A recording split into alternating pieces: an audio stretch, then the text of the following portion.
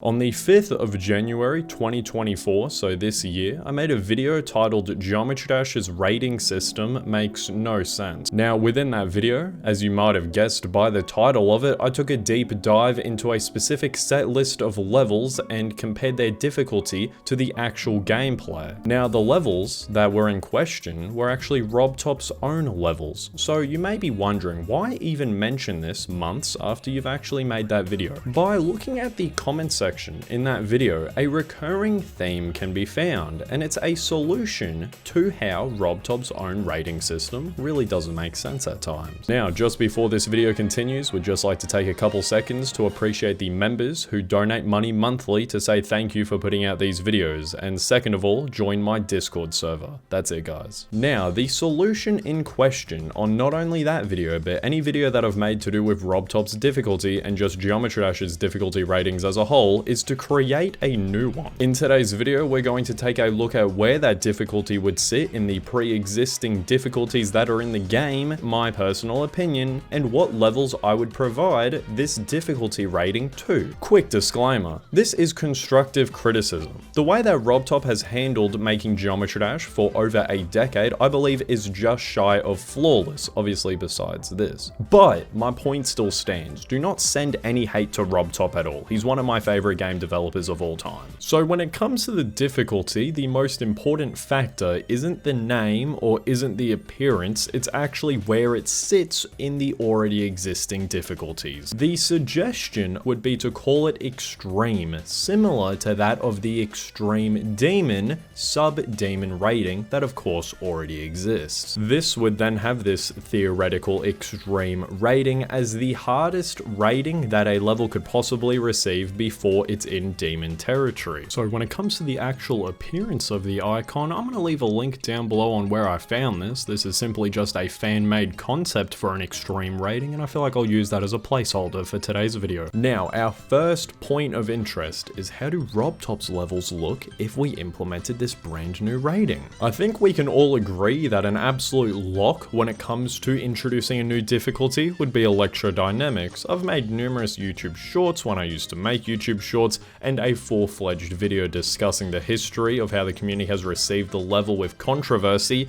Extreme definitely fits electrodynamics. And then when it comes to a toss-up level, a level that not only I'm on the fence about, but I'm sure the audience, you are too, would be Hexagon Force, because although it definitely has its moments, the easier parts are really easy. Now, because the majority of RobTop levels are overrated, not gameplay wise of course, I think they're all incredible, but of course difficulty wise, we may as well just use this as an opportunity to reiterate what ratings I would give each RobTop level specifically. Stereo Madness and Back on Track will of course stay in easy. Polargeist and Dryout will also remain their difficulties being normal. Base After Base will remain a hard.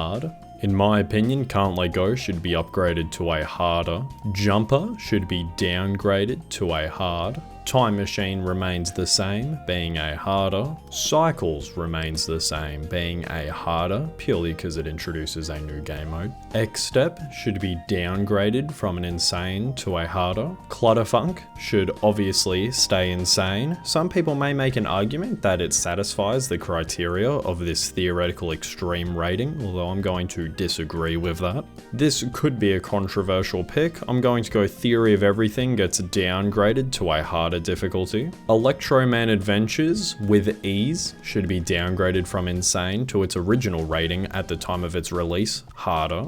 Club Step, obviously, it's just the flat demon rating because Rob doesn't use his sub-demon ratings for his personal levels. Electrodynamics, as previously discussed, gets the extreme rating. Hexagon Force, in my opinion, stays insane, although I'm completely open to a discussion about the extreme rating. Blast Processing should go from a harder to a hard difficulty.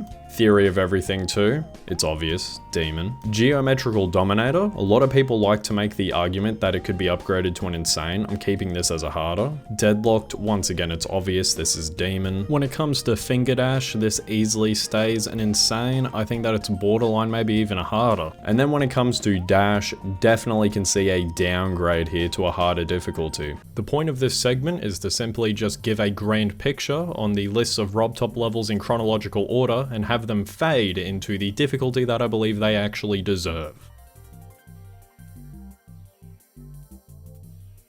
So now that that's out of the way, how about we take a look at something even more opinionated? Online levels. Let's get into it. So I think by the first edition, when it comes to going to levels that deserve the extreme rating, I'm just going to give the Nightman by Jax. Does it deserve even less? Yes, but I'm not the type of person to say that a level should be double downgraded. Next up, we have the Lightning Road. Now, once again, we see a recurring pattern here. I'm basically going to attack some of the very borderline easy demons that we've found over the years in Geometry Dash, both the Nightmare and the Lightning Road being the most iconic ones, of course. Now next up we have one of the most iconic ones, once again, Platinum Adventure by Jerry 4. Now this is easily a better constructed level than the two previously mentioned ones, therefore I actually believe that the difficulty is more prevalent. Once again, I'm going to be hitting this with the extreme, which is one difficulty below the insane categories. Coming up next, we have Ultra Paracosm by Ruleless. Now, this is definitely one of my most comfortable extreme ratings. I believe that it is guaranteed an extreme, because although I don't believe that it deserves the easy demon rating, first of all, I'm not complaining that I'm able to get another demon on my profile, but jokes aside, this is quite literally the definition of extreme. It's not a demon, although it's definitely difficult at times, especially factoring in new players. Coming up next, we have Lights and Thunder by Lyod, who I thought was called Lloyd until I decided to use what I thought were my perfectly working eyes, but I don't know, I guess I need glasses. Lights and Thunder is right now an easy demon, just like all the levels that I'm going to discuss onwards and previously, of course.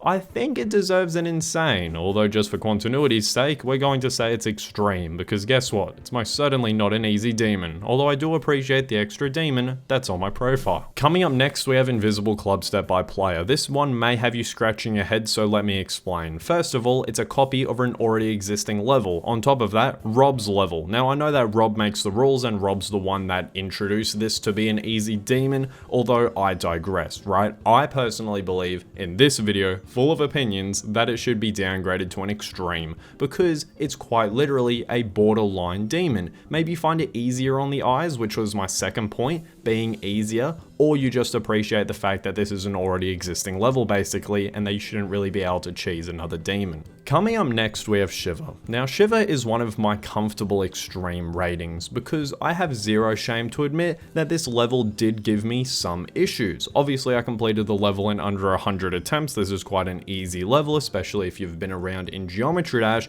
Although the fact that the intro is dirt easy, it's around a harder difficulty, and then it's a bit more lopsided towards the ball section, therefore you only need to practice that, and it's basically happy days. This one shouldn't have anyone disagreeing, although feel free to let me know down below. And then last, but certainly not least, we have Speed Racer, that uses the slowdown effect so much to the point where I kind of find it inexcusable that this is an easy demon, although once again, the comment section's always open. Let me know what you think down below. Considering that demons are meant to get you on your feet and make you react fast in almost every single circumstance, the fact that this one uses the slowdown speed more than any demon that I've ever seen, of course easy demon, it really makes me wonder. And that's going to be it for today's episode, everyone. I briefly mentioned the extreme rating in my original video, and today's video fully emphasized it. Thank you guys for watching.